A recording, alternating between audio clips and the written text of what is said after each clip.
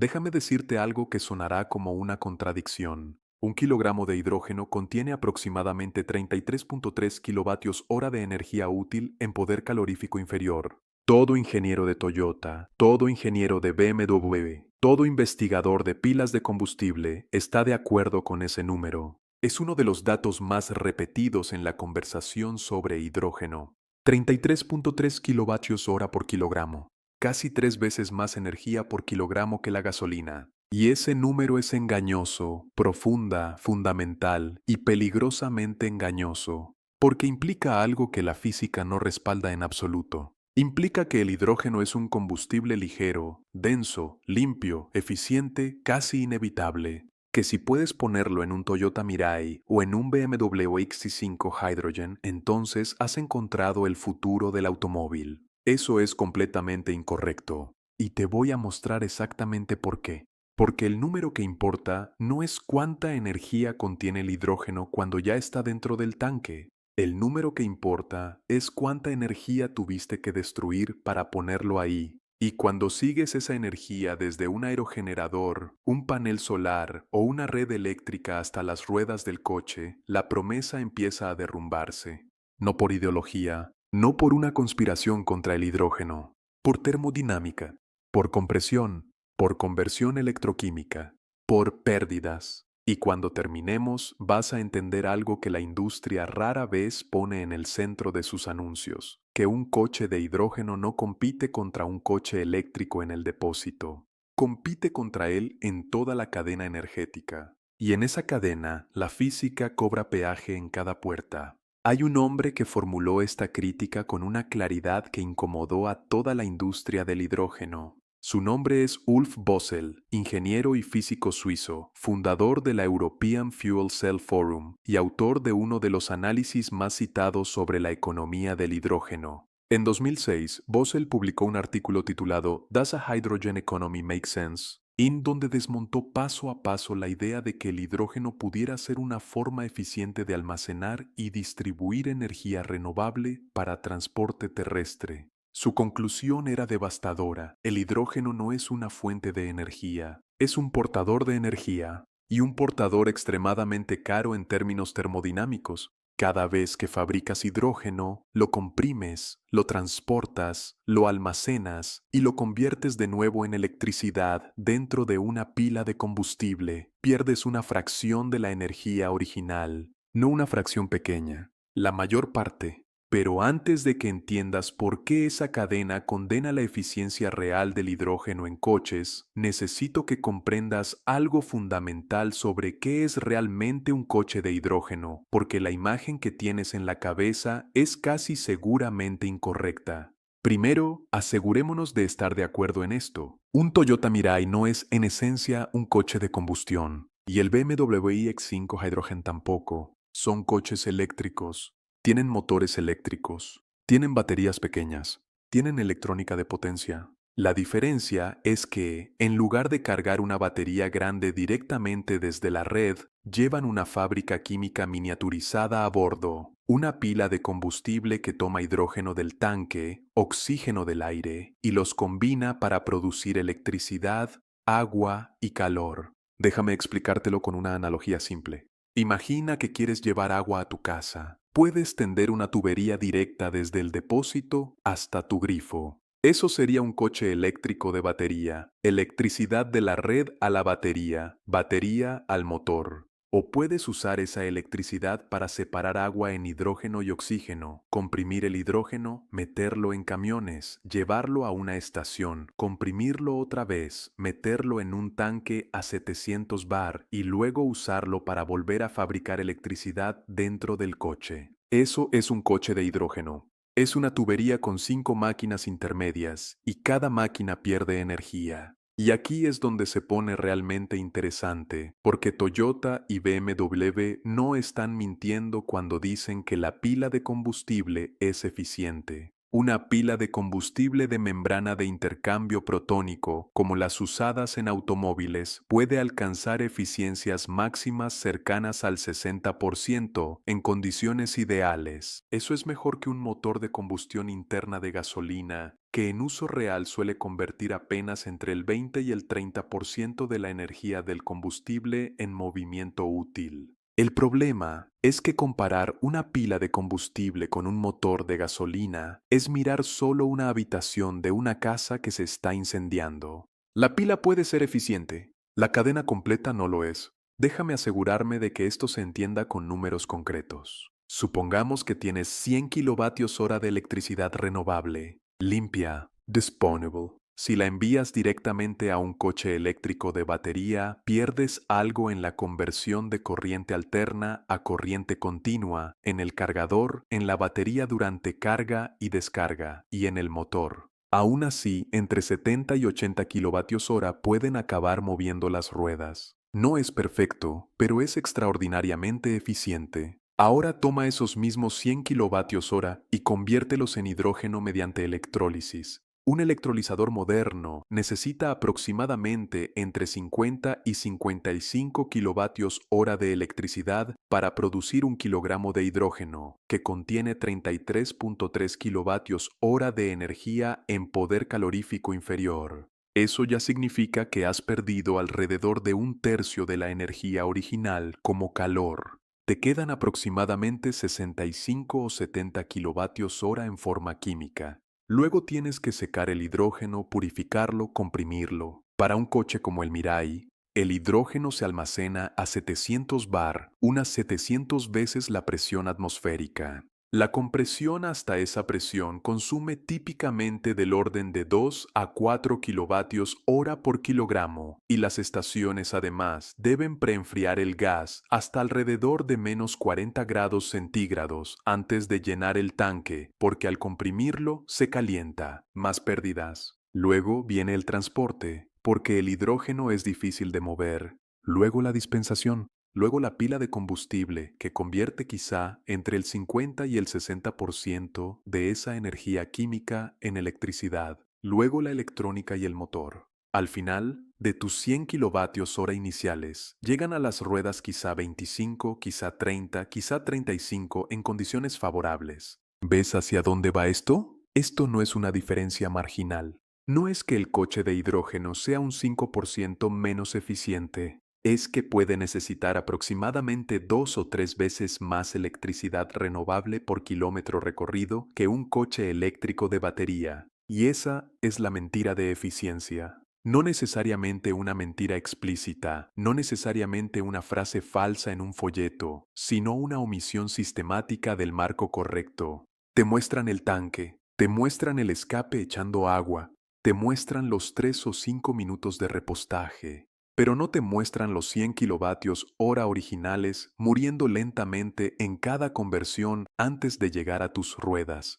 Pero espera, aún no he mencionado lo que hace que este problema sea todavía más profundo. Porque podrías decir, está bien, el hidrógeno es menos eficiente, pero si tenemos energía renovable sobrante, ¿qué importa? Si el viento sopla de noche y nadie consume electricidad, podemos convertir ese excedente en hidrógeno. Esa es la respuesta más común. Y suena razonable. Pero aquí está la cosa que la mayoría de las personas no aprecia completamente. El excedente renovable no es una sustancia estable que espera pacientemente a ser transformada en hidrógeno. Es un fenómeno intermitente, geográfico, variable y económicamente complicado. Un electrolizador es una máquina cara. Para que sea rentable, necesita operar muchas horas al año. Si solo lo usas cuando sobra electricidad, su factor de utilización cae, el coste por kilogramo de hidrógeno sube y toda la promesa económica se debilita. Esto no es un problema de opinión,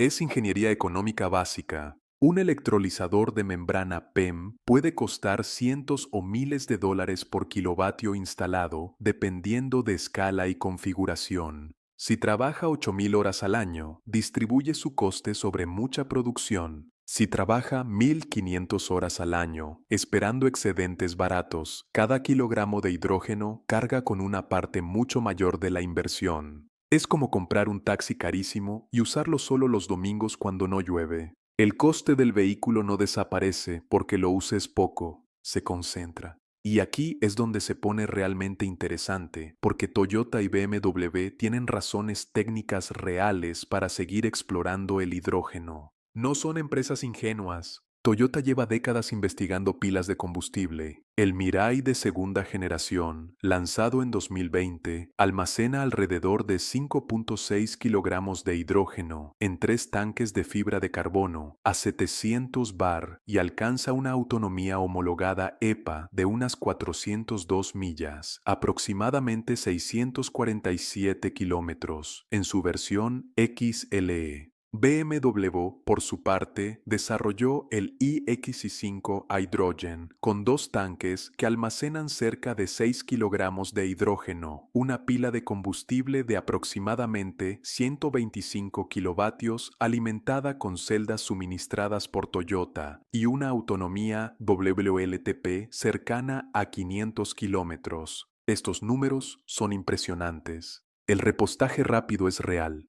La autonomía es real. La ingeniería es real, pero el problema no está dentro del coche, está fuera, en la infraestructura energética que el coche exige para existir. Déjame explicártelo con otra analogía. Imagina que alguien te vende una cafetera extraordinaria. Hace el café en 30 segundos. Es silenciosa, elegante, perfecta, pero solo funciona con granos que deben ser cultivados en una isla remota, enviados en avión, tostados en una máquina que consume 3 veces más energía, molidos con una herramienta especial y almacenados en una cápsula presurizada que pierde la mitad del contenido si la manejas mal. La cafetera puede ser brillante, el sistema puede ser absurdo. Eso es lo que ocurre con el coche de hidrógeno. El vehículo es admirable. La cadena energética es el problema. Pero espera, aún no he mencionado la barrera física que hace del hidrógeno un combustible tan seductor y tan traicionero al mismo tiempo, su densidad.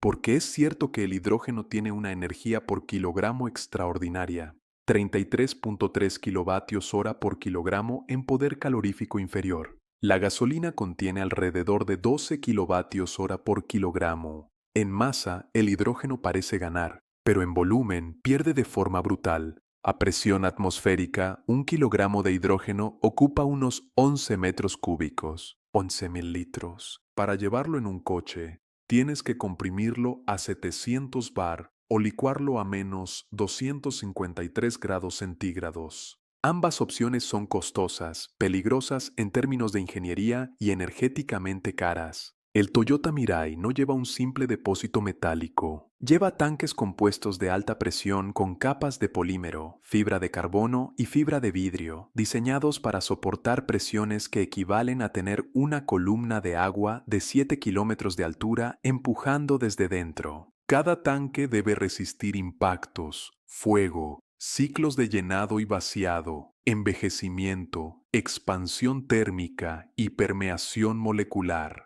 El hidrógeno es la molécula más pequeña del universo. Se escapa por lugares donde otros gases no escapan. Puede fragilizar ciertos metales mediante un fenómeno llamado fragilización por hidrógeno, en el que átomos de hidrógeno penetran en la estructura metálica y reducen su ductilidad. La industria sabe manejar esto con materiales adecuados, recubrimientos y diseño, pero cada solución añade coste, peso y complejidad. Y aquí está la cosa. Un tanque de gasolina es una caja relativamente barata. Una batería es cara, sí, pero se conecta directamente a la infraestructura eléctrica que ya existe en casi todas partes. Un tanque de hidrógeno de 700 bar es una pieza de ingeniería extrema. La estación que lo llena también lo es. Una hidrogenera de 700 bar necesita compresores, almacenamiento intermedio, sistemas de refrigeración, sensores de fuga, protocolos de seguridad, boquillas especiales y mantenimiento sofisticado. No puedes convertir una gasolinera convencional en una estación de hidrógeno con una manguera nueva. Estás construyendo una instalación industrial de alta presión en medio de una ciudad. Y la razón por la que puedo decir esto con confianza es que California, el mercado más desarrollado para coches de hidrógeno fuera de Japón, ha demostrado exactamente esta dificultad.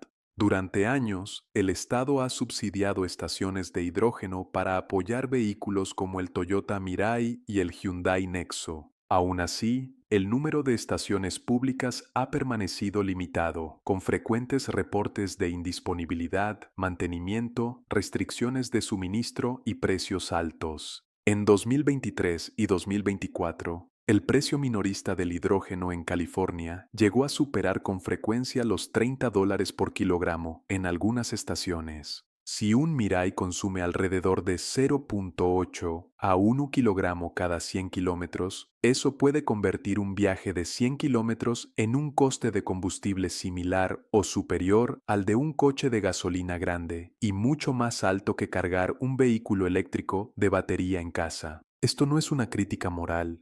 Es una consecuencia de infraestructura inmadura, producción cara y logística difícil. Pero es precisamente el tipo de consecuencia que desaparece cuando la conversación se reduce a cero emisiones en el escape. Esto no es cero emisiones. Esto es emisiones desplazadas, pérdidas desplazadas, complejidad desplazada. Si el hidrógeno se produce con gas natural mediante reformado con vapor, como ocurre todavía con la mayor parte del hidrógeno industrial mundial, entonces el coche puede no emitir CO2 en la carretera, pero el hidrógeno sí lo emitió en la planta. El reformado de metano produce aproximadamente entre 9 y 12 kilogramos de CO2 por kilogramo de hidrógeno, dependiendo del proceso y de si hay captura de carbono. Y ese kilogramo de hidrógeno mueve un coche unos 100 kilómetros. Haz el cálculo. De pronto, el coche limpio empieza a parecer mucho menos limpio. Pero incluso si usas hidrógeno verde producido por electrólisis con renovables, el problema de eficiencia sigue ahí.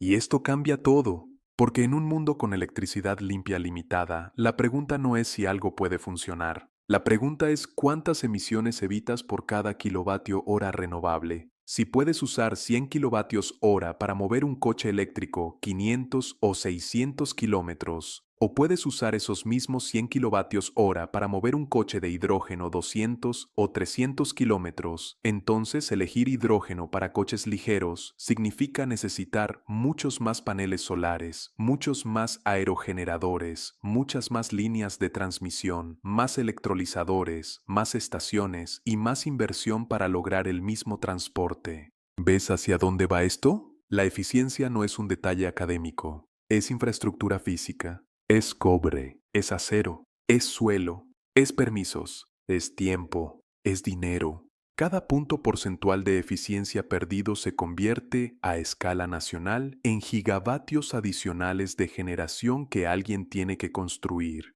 En ese sentido, la cadena de hidrógeno para coches no solo pierde energía, multiplica el tamaño del sistema energético necesario para hacer lo mismo.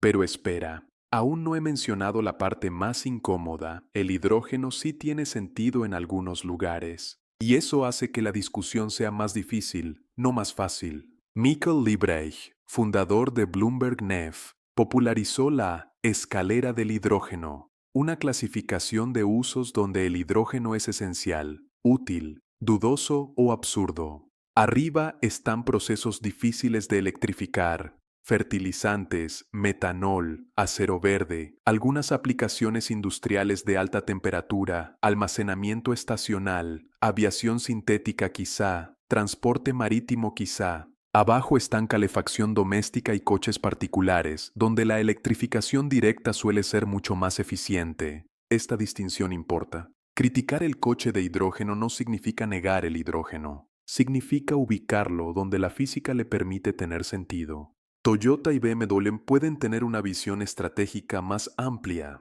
Pueden estar pensando en camiones, en mercados con redes eléctricas débiles, en clientes que necesitan repostaje rápido, en diversificación tecnológica, en resiliencia. Eso es legítimo. Pero cuando la narrativa pública presenta el coche de hidrógeno como igual de eficiente o simplemente como otra forma de coche eléctrico, se omite la diferencia esencial. Un coche eléctrico de batería es electricidad directa. Un coche de hidrógeno es electricidad convertida en molécula y vuelta a convertir en electricidad.